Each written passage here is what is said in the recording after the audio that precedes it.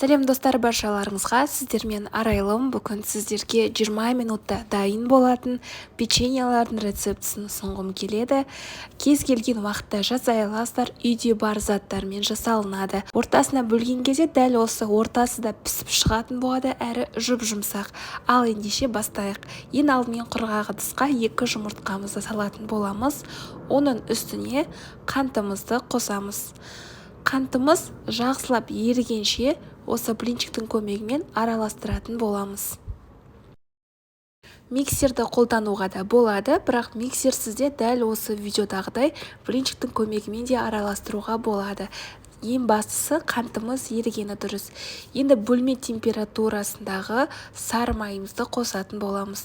Тағы да жақсылап араластырамыз.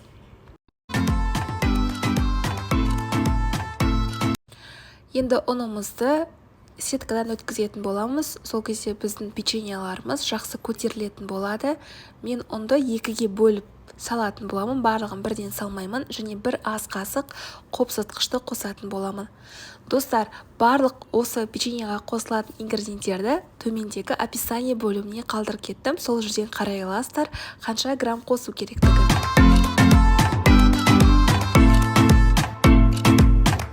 Менде осындай сұйықтық болды. Енді ұнымның қалған бөліктерін қосатын боламын.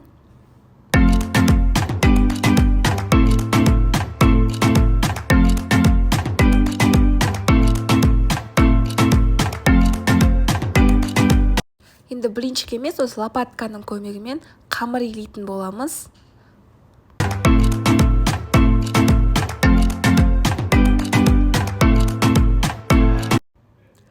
Ең артта қолымызбен қамырымызды илеп, целлофанға салып, холодильникке, яғни тоңазытқышқа шамамен 15-20 минутқа салып қоямыз. 15-20 минут өткеннен кейін, бізде қамырымыз қолға жабыспайды, яғни ұсталынады. Енді осыларды домалақтайтын боламыз, печеньелардың формасын жасаймыз. Видеоға мұқият қараңыздар, дәл осылай бірінші домалақтап алатын боламын. Одан кейін 2 қолымның көмегімен алақанымен, яғни қысатын боламын.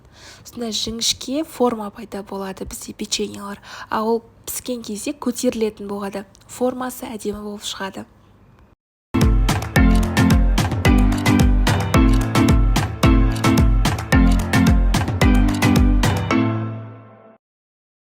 Қамыр қолға жабыспайды, яғни жұмыс істегенге өте ыңғайлы.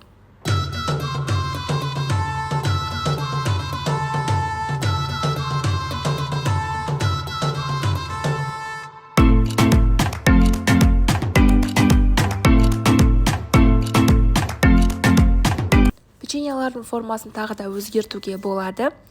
Мен осындай кез келген үйде бар бокал, немесе осындай биік ыдыспен үстін басып шығатын болам. 3 рет, сол кезде дәл осы видеодағы көргендеріңіздей әдемі форма шығатын болады. Осы кезде алдын ала пештеріңізді қызыр қойсаңыздар болады. 180 градуста шамамен 20 минуттай пісіретін боламыз. 20 минутта менде печеньеларым жақсы пісіп шықты. Толық результатын, қалай пісу процесін мен Instagram каналымда рилсқа салдым, сол жерден көре аласыздар. Міне біздің формамыз дайын болды. Печеньенің қамырымыз, яғни енді пешке салатын боламыз. 20 минуттай пісіреміз. Нақты 20 минутта менде пісіп шықты. Міне достар, піскен кезде дәл осы видеода көргендеріңіздей көтеріліп, әдемі болып пісетін болады. Көп ұстамаңыздар пеште, өйткені қарайып күйіп кетуі мүмкін. Нақты 20 минутқа ұстаңыздар. Одан артық ұстаудың қажеті жоқ. Печеньеларымыз өте керемет болып пісіп шығады. Егер рецепт ұнаса, әдеттегідей достар, лайк басып, комментарий қалдыруды ұмытпаңыздар. Сіздермен болған Арайлым. Алдағы уақытта жаңа шыққан видеоларды бірінші болып көру үшін подписаться деген нүктені басып, қоңыраушады басуды ұмытпаңыз. Сол кезде жаңа видеолардың барлығы сізге бірінші болып көрінетін болады. Қазақша контентті қолданыңыздар. Сау болыңыздар.